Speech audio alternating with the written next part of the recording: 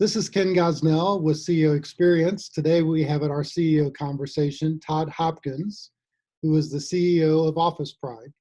Todd has a great story as he developed his company and really felt on mission and called in order to start a company that made a difference in the lives of those that they served. Todd's company is built around some key values that he imparts through his franchise model to become one of the fastest growing franchises in the United States. So Todd, we're delighted to have you today at our CEO conversation, and we look forward to our conversation together. Hey, it's good to be here. Good to meet you guys. Hey, a question that I had is, wanted to kind of kick us off to start with. Your startup story is a pretty amazing startup. You started with $20,000, this Office Pride franchise, and now it's one of the largest growing or fastest growing franchises in America. Can you tell us a little bit about how you started the company and why you started the company? Sure. I mean, it was actually part of a college research paper. So I've always been an entrepreneur, since second grade.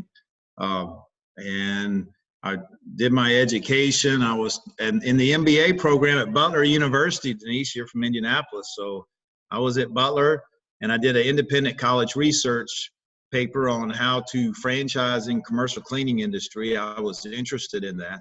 So I was able to get 3 class credits and finish my MBA with that paper. And that paper became the business plan. So I would travel around and I would interview people who had big cleaning companies and just ask them if they had to start over again, knowing what they know now, how would they start the perfect cleaning business. Talked to the guy who had the business cleaning the Sears Tower, went over to Cincinnati. I went to different places, and really, I was just a young MBA student. People were happy to share, and so that's kind of how it all got launched, really. Right there in Indianapolis was where it started. So that was 1992, and so we've been in business now for 28 years. So over half my life now. I can say that. So what was you built your company around some key values, and what do you attribute to the success of those values? And I love the question that you asked. Boy, that was a powerful question, right? What would you do differently today?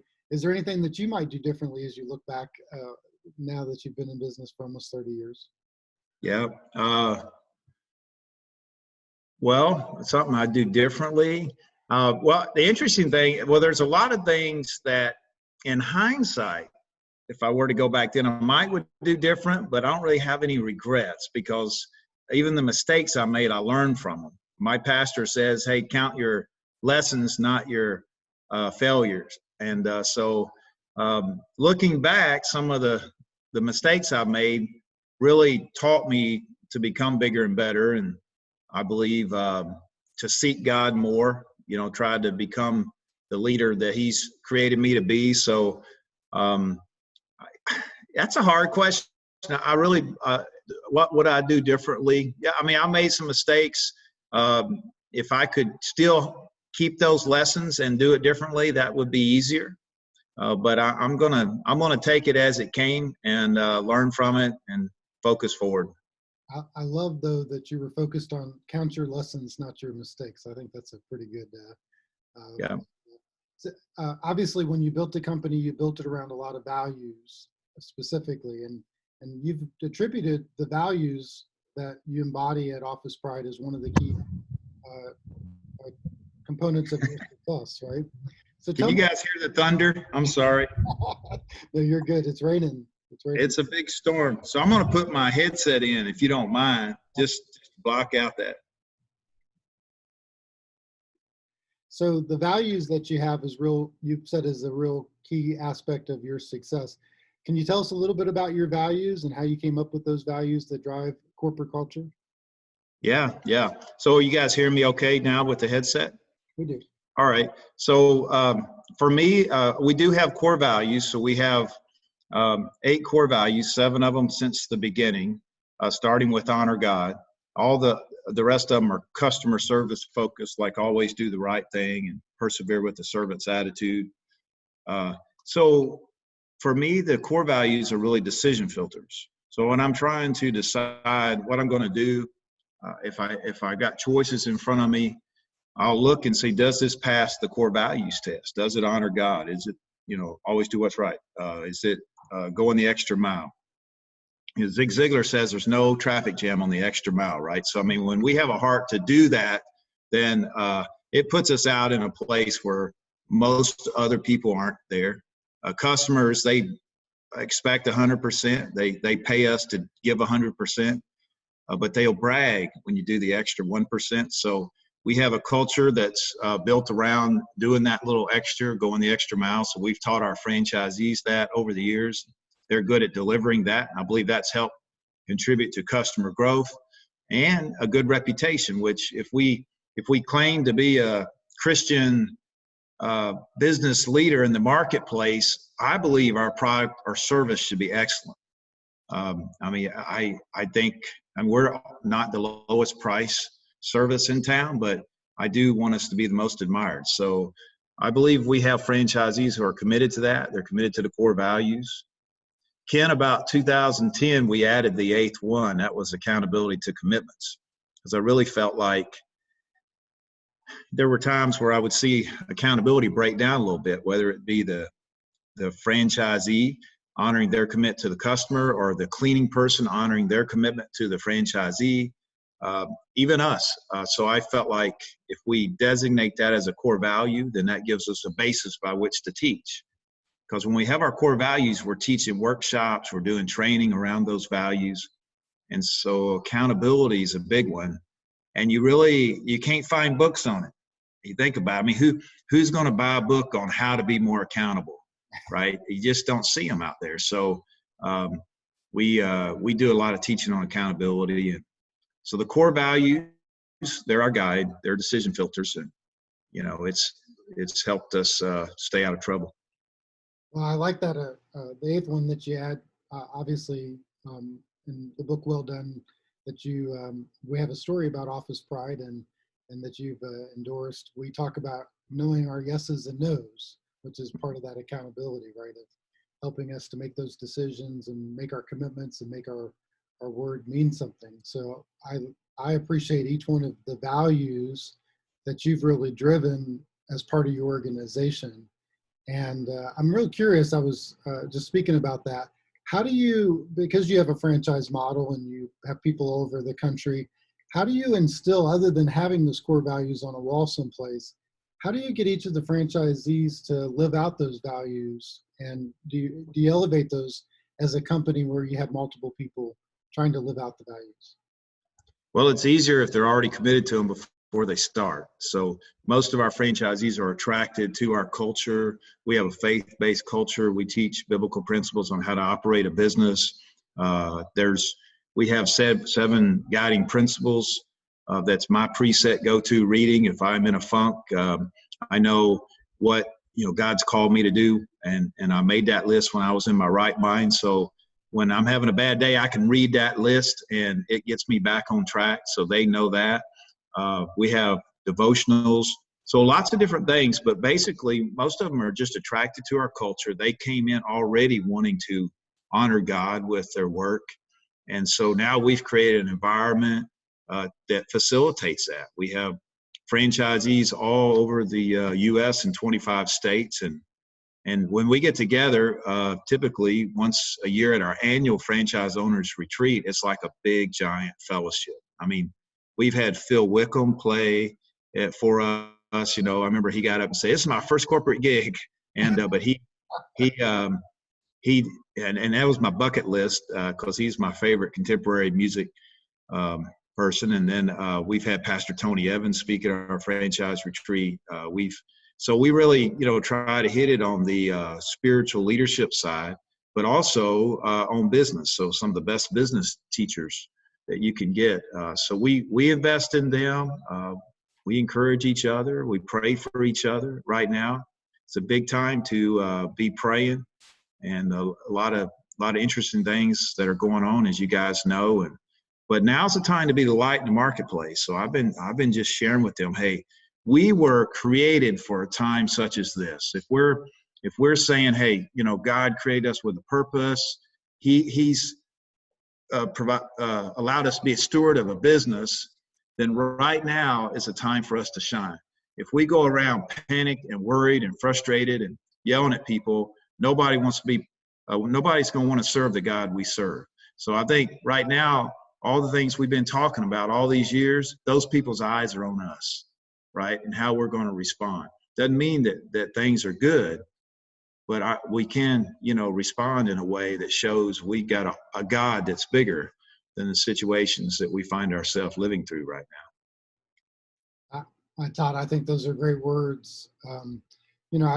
I agree with you about the light in the marketplace and how important it is. I liked your statement too about the biblical values and really teaching that, because they do bring clarity to us. They help us to know the decisions that we can make. You were talking about the second mile principle just a few seconds ago, and you talked about, I thought your statement, I wrote it down, was profound, that they kind of expect us to do the 100%, but it's the 1% that they brag about, right? And that second mile helps us to think about, what do we do next, and how do we go a little bit further. You mentioned it's a difficult time. Obviously, a lot of businesses are hurting right now. Businesses are shut down depending on different areas, and the last 6-8 weeks have been really difficult. How have you guys at Office Pride navigated this time, and what do you see as you look ahead over the next couple months and as things try to reopen? Yeah, so we, as you guys know, when this started hitting, it started hitting at light speed, right? I mean, it was every hour. There was, what, are you kidding me? This is now canceled. This is canceled. This is happening. And so we're responding to that because we're out there servicing and cleaning buildings, right? So, and now some of the buildings are closing, and then others are wanting more cleaning. So it's an interesting dynamic for us. You've got cleaning is more important than ever, and customers that are open right now are wanting more cleaning than ever, and yet some buildings are completely shut down. So there's gain and losses and all these things that are happening. And my job as a leader was to communicate. So the best thing I did is I just sent a video out to everybody. We have everybody's cell phone number, so we texted everybody a video, and I have now, sent 13 video updates. So I'm hitting it about twice a week. But sometimes it was a few days in a row because things were changing so rapidly. The franchisees needed to know they were not in this by themselves. In other words, we're all in this together. We're right there with you. We have our folks trying to figure out what's going on. Here's something that you want to be on the lookout for. So for sure, how we responded was we got heavy in the communication to make sure that our franchisees knew that we were all in it together. And then the big thing is my job. I feel like the number one job of a leader, whether it's a Christian business leader or a secular leader, is to protect gratitude. So it was my job to continue to remind our folks what we all have to be thankful for. And so gratitude is the fuel for forward progress.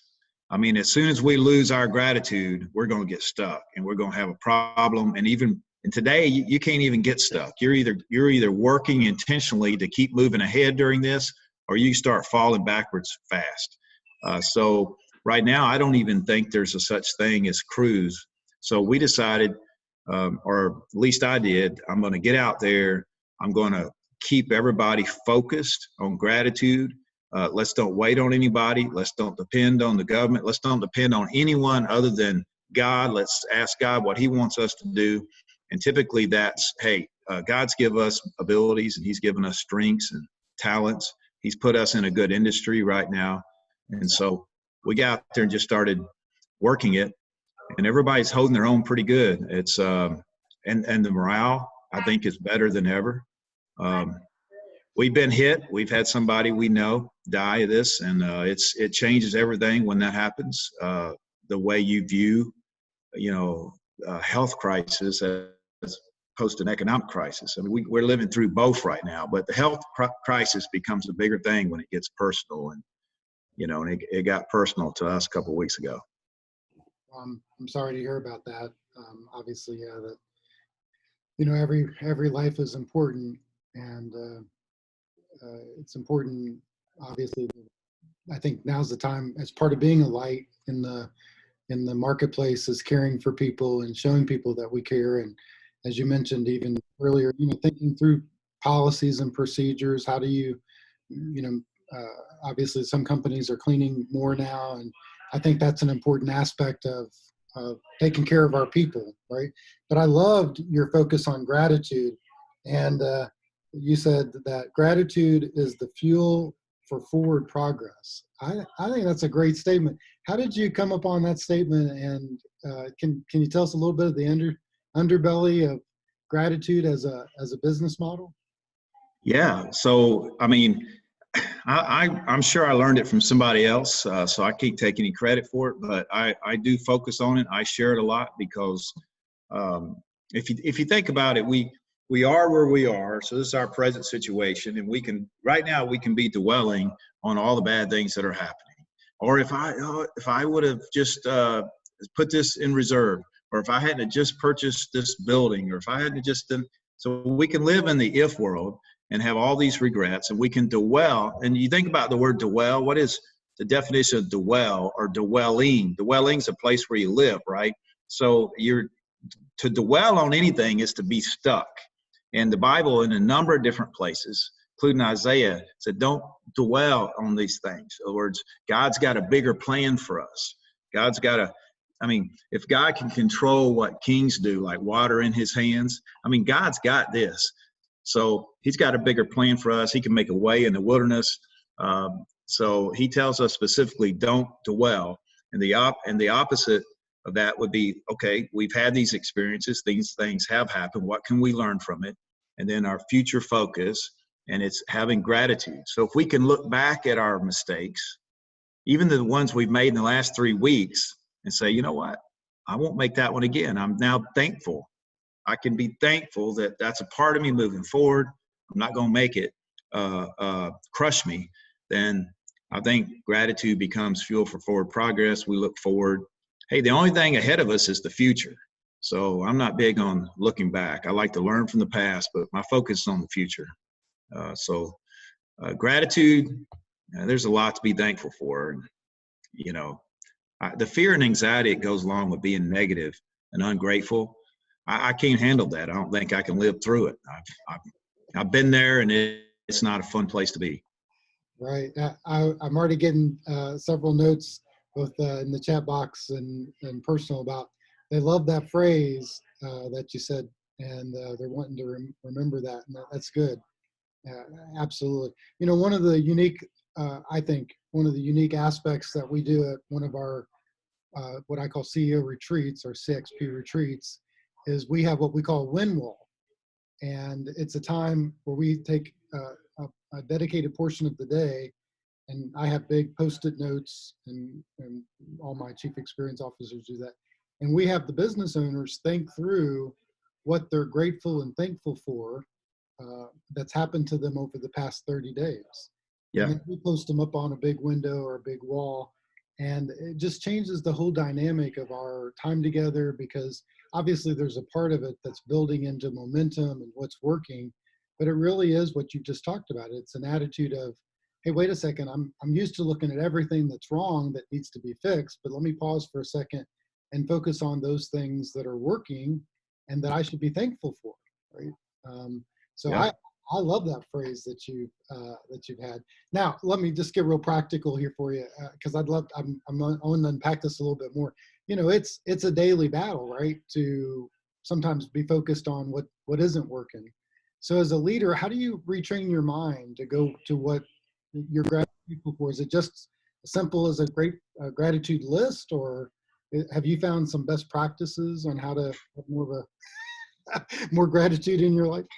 Oh, you're setting me up really good here. So I think it takes a lot of practice, but I can flip the switch just like that right now. So I'll give you an example. Like if I'm going to a meeting and I drive past my exit because I'm talking on my Bluetooth, before I'd go, man, now I'm gonna be late. I don't like being late for a meeting. I've only been late for like 1 or 2 meetings my whole life.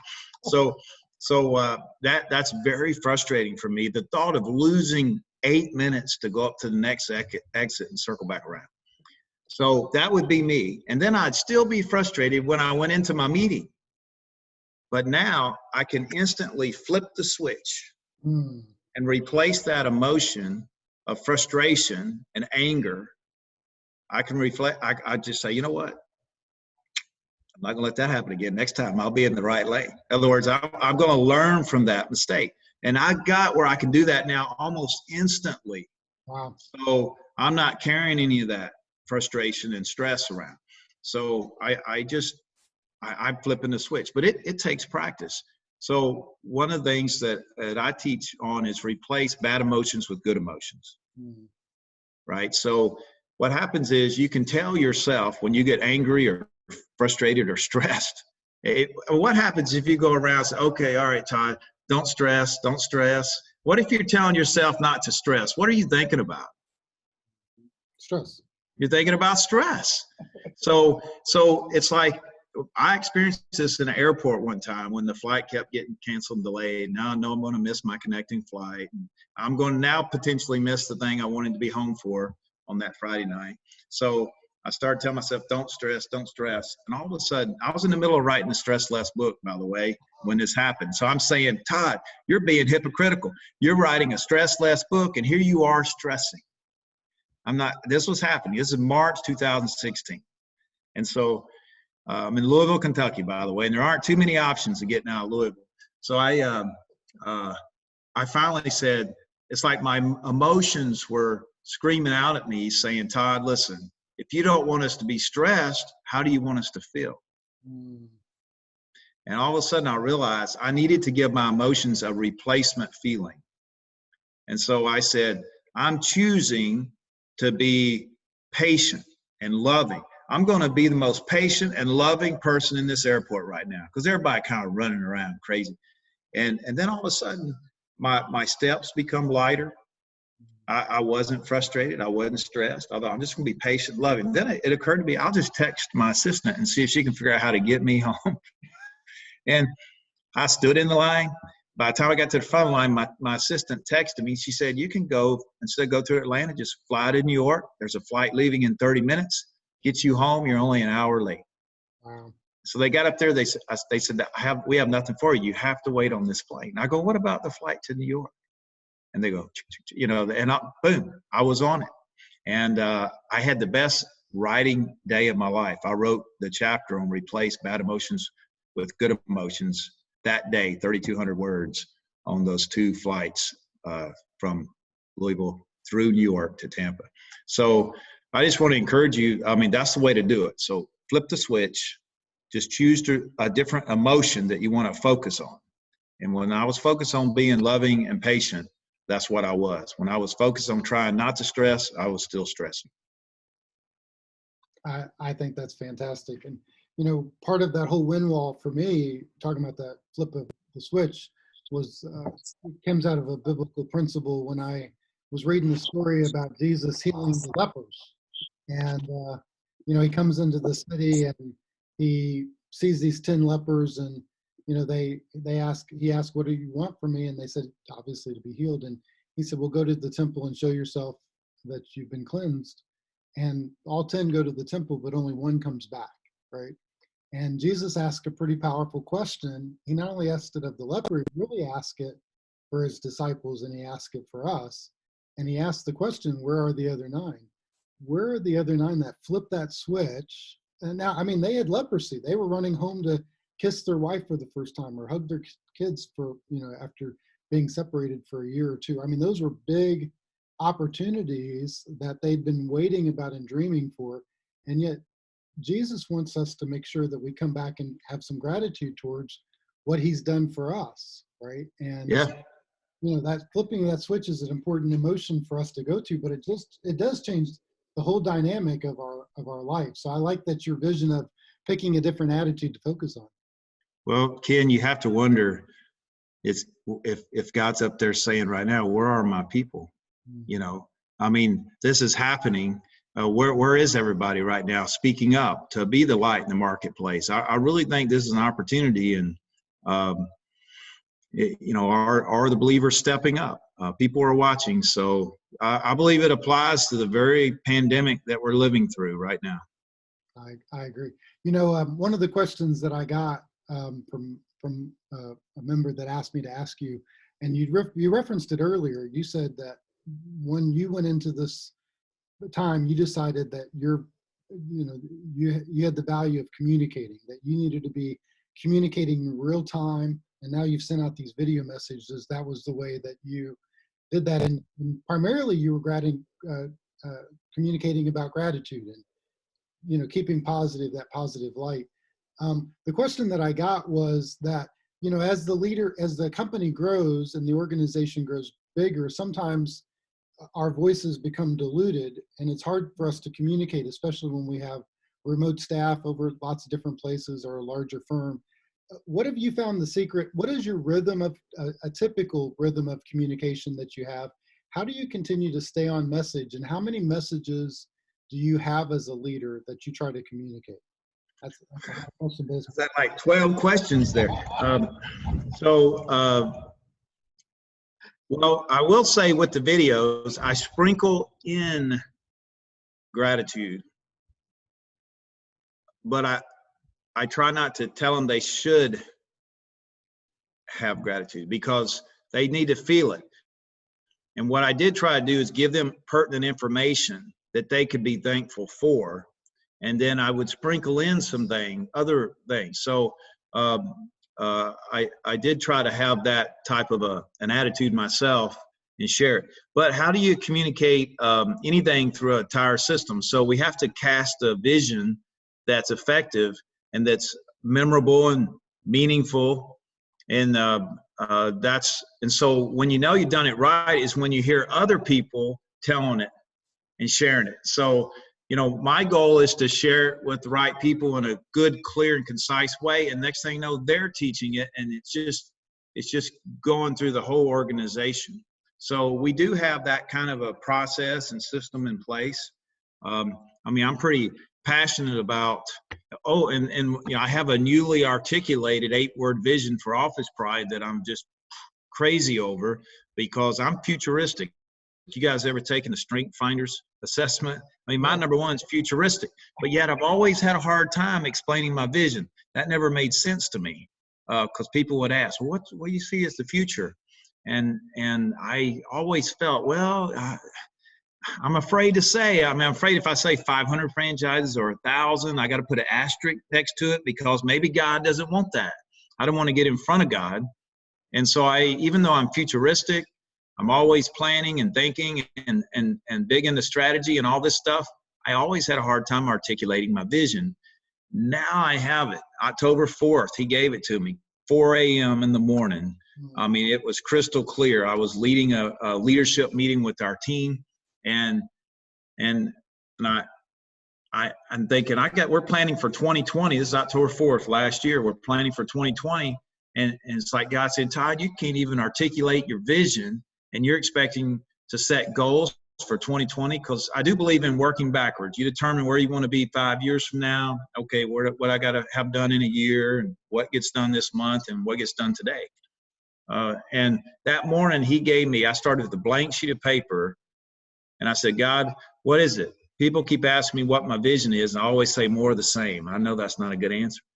So all of a sudden, I just wrote down my 8-word. It's just 2 words: positive impact. I thought, I know in the future I want to be making a difference in people's lives. We want to have a positive impact. Wrote it down.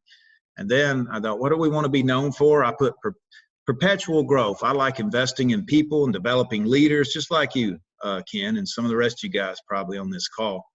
That's what I see our organization doing. And every time we lose somebody, there's somebody else that can step up. So I want to perpetuate growth in people, in organizations, even the franchisees, our systems and processes. If they execute that, their business is going to automatically grow. So this whole perpetual growth is big. I see that being part of our future. So I had positive impact and perpetual growth. And then I think, what is my perfect world? Well, for me as a CEO, my perfect world is no vulnerabilities. I mean, my perfect vision for Office Pride is that we don't have any vulnerabilities. So I wrote it down. I was going to write it down. Like nobody ever talks about vulnerabilities in a vision statement, but you know, that's what God was sharing with me, and I agreed. So I wrote it down, and then I thought we got to honor and glorify God, right? So I wrote glorify God, and I ended up with 8 words: positive impact, perpetual growth, no vulnerabilities, glorify God. That morning, he gave me an 8-word vision for Office Pride. Wow. And then the interesting thing about this, if you think about it, most people, when they think about their vision, they try to decide where they want to end up. In other words, what they want the business to look like in the future by size or numbers or something like that. And I always struggle with it because I felt like, you know, when I die and go to heaven and God said, okay, Todd, what'd you do with the time I gave you? And I go, well, we had 500 franchisees and X amount in sales. I just don't think that's going to impress God. I really don't. But if I say, God, our focus is on having a positive impact, making a difference in people's lives, having a positive impact on people, workplaces, and the kingdom. And we were about perpetuating growth and developing leaders and the next generation of marketplace leaders specifically. And we always were working to eliminate vulnerabilities. And so that Satan can't knock our legs out from under us. And of course, our focus was to glorify you every step of the way. And I'm thinking, Ken, that could make your book coming up. Hopefully he would then say, well done, good and faithful servant. So my vision is journey focused, not destination focused. It's not about where we end up. It's about how we do things along the way. I believe it's more in alignment with the Great Commission, because he said, make disciples as you go. So I think my vision is, as we go, as we grow, we're going to have positive impact, perpetuate growth, glorify God, eliminate vulnerabilities. So, Ken, I shared that with my team that day. By the time I got there at 8 a.m., I was ready to go. And then they're sharing it with people. Every time I'm with franchisees, I'm teaching it passionately. And now they're talking about it to their people. And their employees are buying into it. They want to have positive impact. The customers love it that we want to have positive impact in the workplaces. So I believe the way you can get anything to go through an organization is to state it simply and be able to cast it effectively so people can remember. We used to have a mission statement that was this giant run-on sentence. I mean, it covered everything. I loved it for 27 years. We changed it last year, and now our mission statement is to honor God by positively impacting people and workplaces. And it's simple. People believe in it. But before, I'd give $100 at the retreat to anybody who could recite the mission statement, and there never would be very many hands go up. And whoever won had to practice before they got to the stage. But now we don't even have to look at the notes. We all know it, and that's a key part of spreading the word. I love that from a communication standpoint. Danielle likes October 4th. Danielle, why is that? I'll mute you for just a second. Why is that day important to you? Right. You're hilarious. That's my birthday. But in addition to that, that is also right around the time where the Day of Atonement is. And during that time, God seems to do amazing things. So although it's my birthday and a wonderful day, I also can attest to the fact that normally either during that week is the Day of Atonement, which is the day when we become one with God, and he promises then to bring about a restoration in, I think it's like 8 areas of our lives. He just seems to, and so it's the start of a brand new spiritual new year. He does amazing things around that time. So congratulations, Todd. Now I need some of that anointing so that I can get an 8-word vision statement. Yeah. Well, happy birthday, and just start with a blank sheet of paper and ask God. I'm sure he'll give it to you. I think that's profound. Kim also commented she loved that the journey focus versus the destination focus. And, I think what you talked about is sometimes leaders have a hard time articulating the vision, especially if we're sensitive to God's voice, because we don't go ahead of him or be in front of him. But I loved that idea of a journey focused model that it's kind of what you were talking about, the Great Commission. What an example that wasn't a number of people that they were trying to reach, or wasn't even number of cities or states or countries. It was just go everywhere you can go and preach the good message when you're there, right? And so Yeah. that's a powerful best idea that you gave to us. I believe it's more important now than ever. So think about this. All the companies, all the businesses out there who had destination focused visions, they've had a bunch of holes poked in that bucket, right?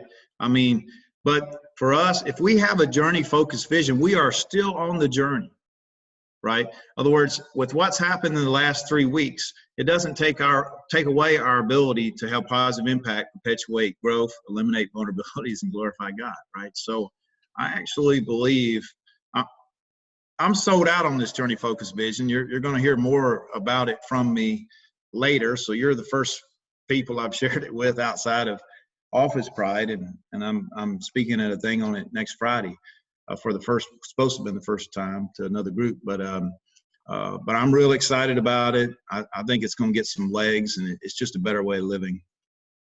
Well, I think I would like it to be a topic of one of your future books. I think it's outstanding, and because I really see leaders have a difficult. I've heard that statement probably a million times from leaders that I've worked with, where they said, hey, you know, I'm futuristic, I can see this vision, I have it in my mind, but I have a hard time articulating it. I don't know how to convey it to my people. And this key that you've just unlocked for yourself, I think, is something every business leader needs to hear.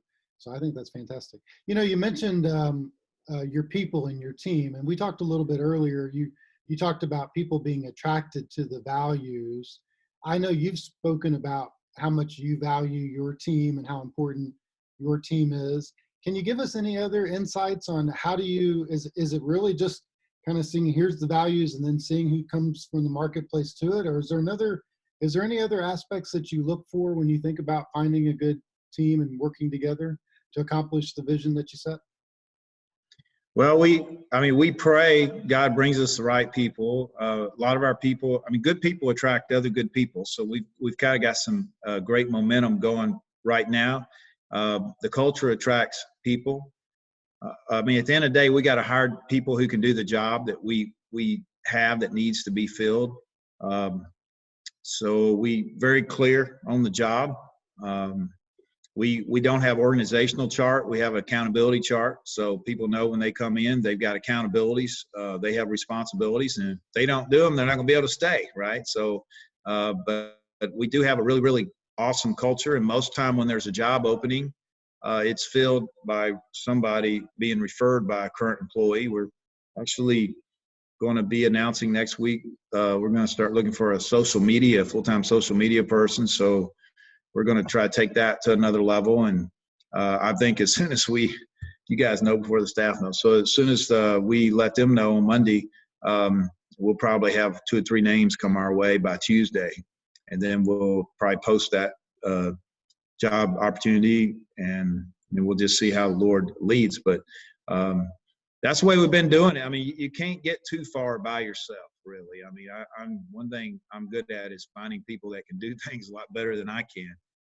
And so God's really blessed us with some very talented people. I like that statement. You can't get too far by yourself, right? I said no great leader ever led alone is one of the ways I phrase that idea, but it is valuable bringing in our team together. And I like what you also said about good talent attracts other good talent. Do you have, I'm curious on this piece, since you talked about kind of these different positions and you talked about accountability as an important component of it. Do you have pretty detailed job descriptions that people are accountable to, or is it more accountable to the vision, or what do you hold people accountable to? I do that a little differently than most. So I did say we would post that job. There would be somewhat of a job description, especially for a social media type person, because their skill sets. But when I hire key people, I usually don't use job description. I have kind of a good outcome, bad outcome list. And this is what, a year from now looking back, these are going to be good outcomes. And a year from now looking back, this will be the bad outcomes. So the key is to do the good outcomes and stay away from the bad outcomes. And this is how you'll be reviewed. So I even will make a list of this stuff. These are things that, you know, I'd absolutely love about you. And these are things that would drive me crazy. And you want to stay away from those things that drive me crazy. So those are the things we talk about up front. And it just makes for, they just love it. The transparency of what we're really looking for and what we don't want. And that helps. I think that helps with hiring, and it helps with, and in the last case, one of my top people that I hired, we pulled out this list literally every week for the first 4 weeks. Let's see how you're doing. Let's see if you're doing anything that's driving me crazy yet. Let's see if you're, and so we were able to talk about it. And that is how we'll do his job review. And as long as he's doing things I love and he's not driving me crazy and he's producing results and so forth, we're good. So does that, I just got a question, does that work for other people in the organization too? If you have other managers, can they have a crazy, not crazy type of list, or how does?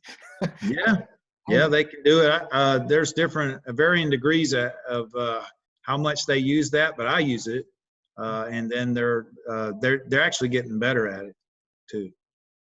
I think that's really insightful, because just what you talked about, the authenticity of the relationships, and we know that successful outcomes usually come from successful relationships. So if I go ahead.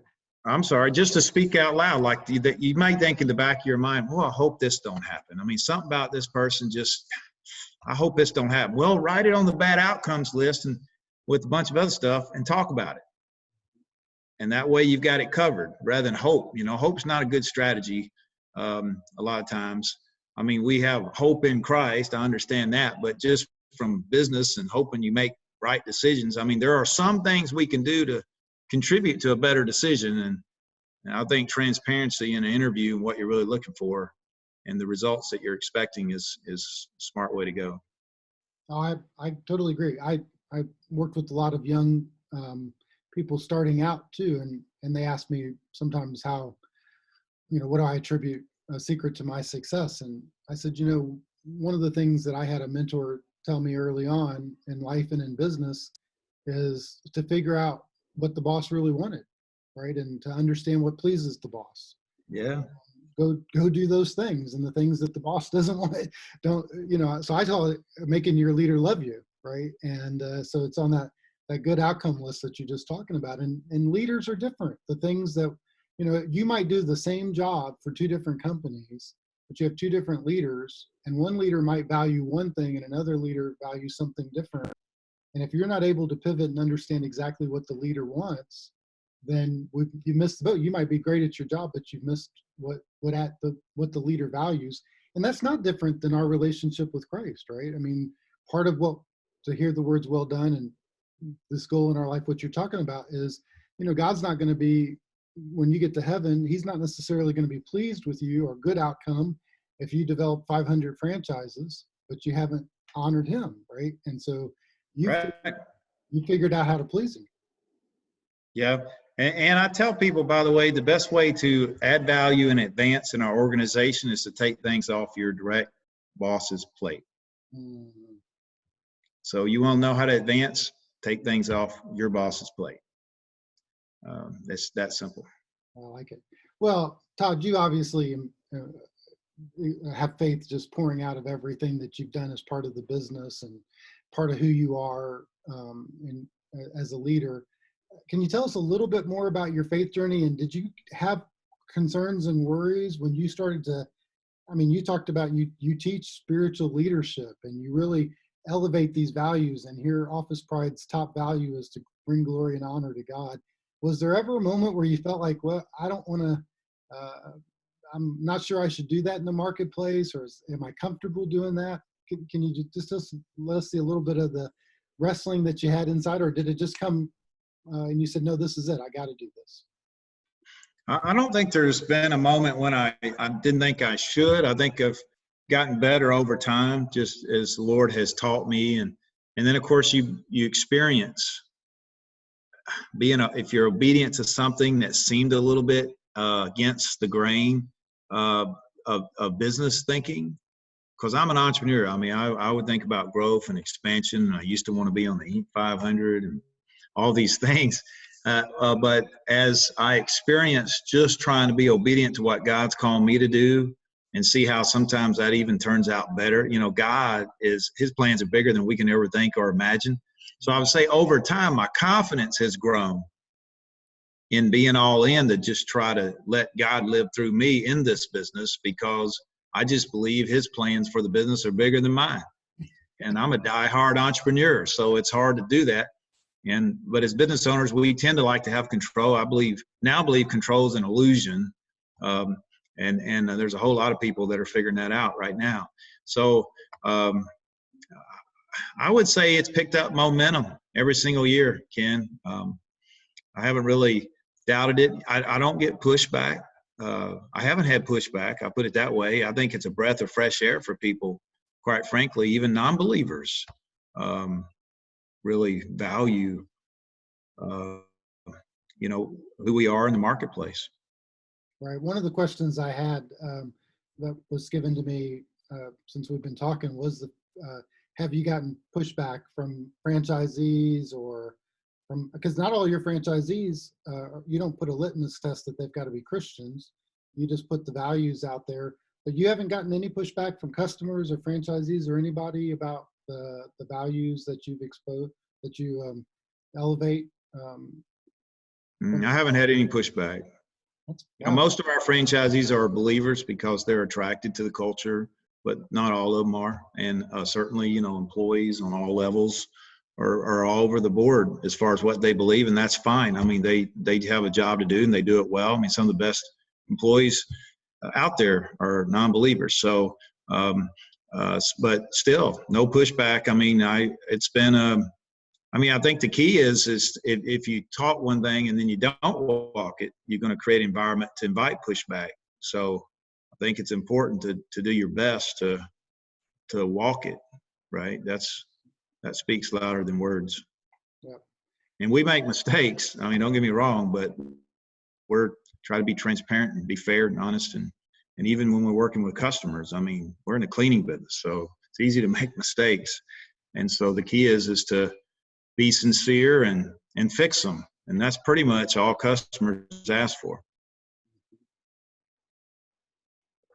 Yeah, I do have a question that somebody submitted a question about customer service, but I'll come back to that in a sec because I want to hit on this control question or thought that you had, because I'm getting several notes on it that you said control is elusive. I've got a CEO, a mentor friend of mine that he said, hey, Ken, we don't control anything. We just make choices.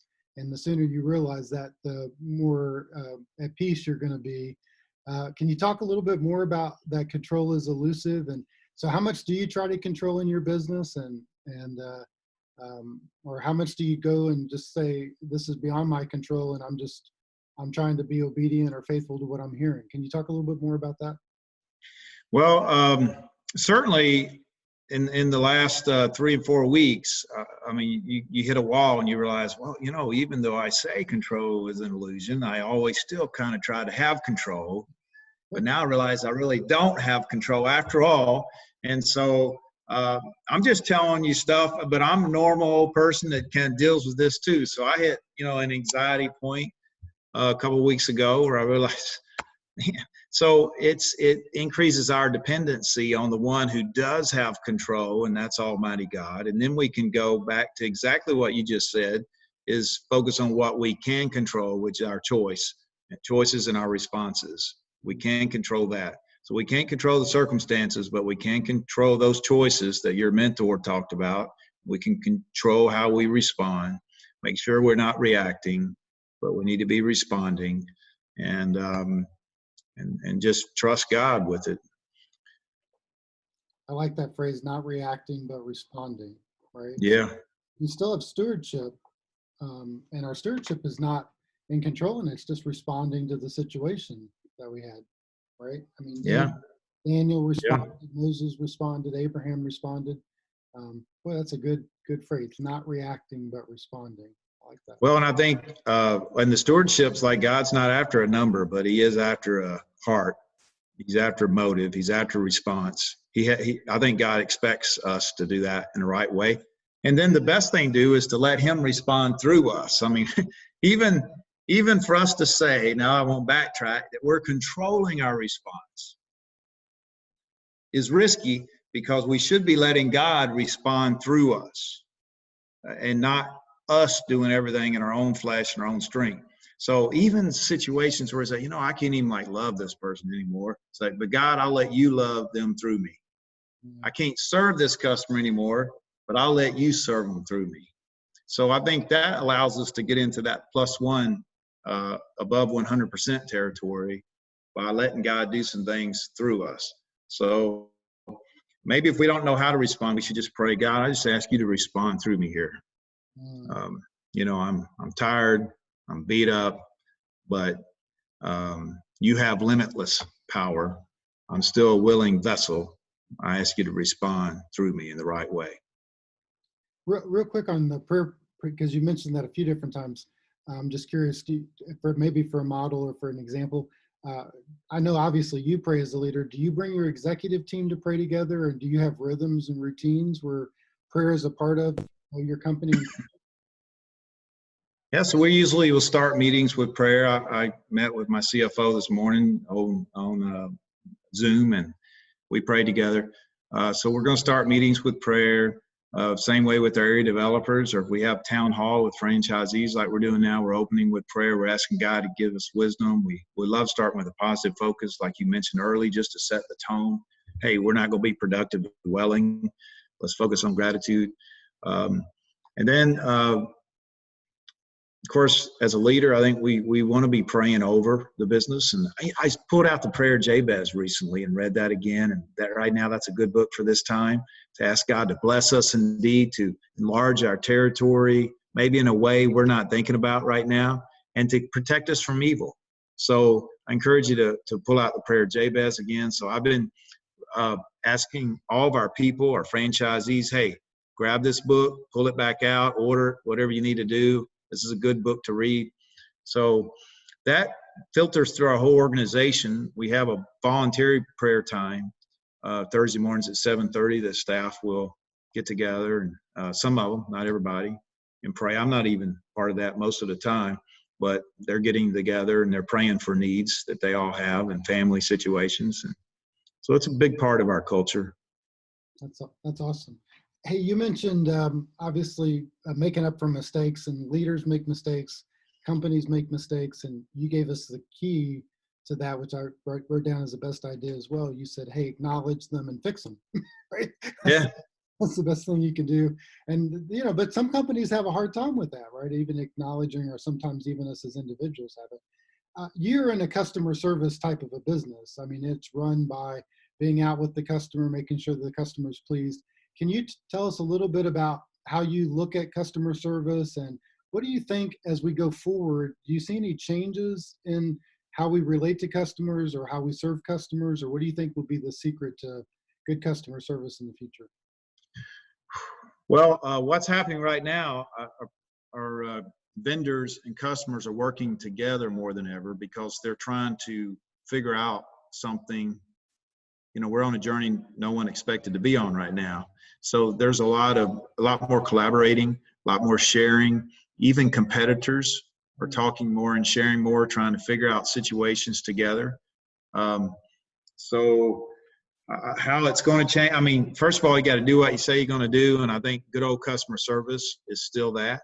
So most of it's going to stay the same. One little dynamic, I think, is going to be the collaboration to help the customers get what they really want, which that has changed, because now it's going to be not just the best deal or best price or best value, but it's how do I give my employees confidence and help them feel safe and healthy. And like in our world, our customers are going to want a clean work environment for health reasons, not just for cleanliness, right? So in the past, they would hire janitorial service because they wanted the place to look good.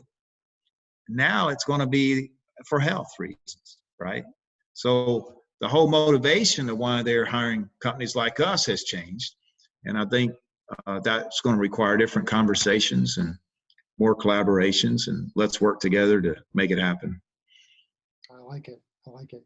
I think the whole idea of personal relationships and that collaboration is really going to be important, right? I think we've seen, and even using different mechanisms to reach out and build relationships with people, but working together to make sure that we're understanding what our customer wants, trying to drive that value to them, and showing that we really genuinely care, right? It's not just a transactional um, business, right? It's a relationship business, and that we're all in for the most part, and that's what God really calls us to be about, I think. Hey, Todd, we're almost out of time today. We really appreciate you coming in, but if obviously I have a vision, and we desire to help CEOs hear the words "well done." I love your challenge about being light in the marketplace today. I like for us to inspire and maybe even challenge Christian CEOs. One of my biggest things that probably breaks my heart is to see a lot of Christian CEOs that are running great businesses, but they're sitting on the sideline. They're not making an impact for the kingdom. What challenge would you give to Christian CEOs? What would you say to us right now that might inspire us to get into the game, not only to build a great business, but to build it so that we could have a kingdom impact? Well, first of all, I think give God the credit. Mm. So Pastor Tony Evans says the quickest way to reverse or halt greatness is to try to take credit for yourself. So I think God wants the credit, and we should give him the credit. Anytime we start trying to take the credit, that's risky. So that's a key. I think today, everybody needs to invest in a system of distraction control. There are a lot of distractions out there. I think the number one reason why leaders don't achieve what they set out to do is probably because they've allowed themselves to get distracted and they've lost sight of their priorities. So I'm pretty big on trying to teach that throughout our whole organization, because if everybody who's part of your organization has distraction control in place, then they're going to be a lot more productive and everything's better. So right now, we can't afford not to be productive. We can't afford distractions. And as everybody works remotely, I don't know. I mean, there's distractions everywhere. So even more important right now, I think, and Satan's been trying to distract us since the beginning, right? I mean, God's got a plan for us. If you think about it spiritually, Satan, I think the number one reason why most people especially CEOs in business, don't honor God is because they just got distracted. They were too busy to honor God. And they got distracted by things that weren't on God's agenda. So my number one thing, I think I'm just going to choose that. Create a system of distraction control. I like it. And give God the credit. I think both of those are great. Todd, you've been fantastic. I mean, the information that you've given us today, the encouragement is, we could spend weeks and years kind of digesting. So I'm sure that anybody that listens and our CEOs that are on the call today are going to take some great thing. My phone's blowing up and the notes are blowing up on the web here. They love the idea that that's your journey vision, not a destination vision. About even this distraction control piece is fantastic. Obviously building the team, and even your concepts around prayer and really trying to honor God in how you do everything that you do, customer service. So on and on you went today, Todd. You're just an outstanding CEO, and I'm honored and glad to have you on the CEO conversation today. My prayer for you and for Office Pride is going to be that prayer of Jabez that you mentioned, that God will expand your territory, and that He'll protect you from the evil one. And I know that you've been a fast-growing franchise. I know that you'll continue to do that by attracting great talent to your team. So I'm excited to see what the future holds for you. And thank you for encouraging our CEOs today. Yeah, thanks for having me. Hey, good to see you guys. Thanks for letting me join you today. My pleasure. Very good. And we'll be posting this obviously to our YouTube channel. And if you want to watch it again and share it on your social media networks, we are going to be having a CEO conversation on Monday with Chris Widner. Chris is a sales expert, is a fantastic Christian, and been partnered with Jim Rohn years ago. Has written extensively a multitude of books around motivation, personal happiness, and sales expertise. So if you have a chance, we'd love for you to everybody to come back on Monday and hear Chris. But everybody have a great weekend. And Todd, thanks again. I'll be talking to you soon. Thank you. Bye. Bye now.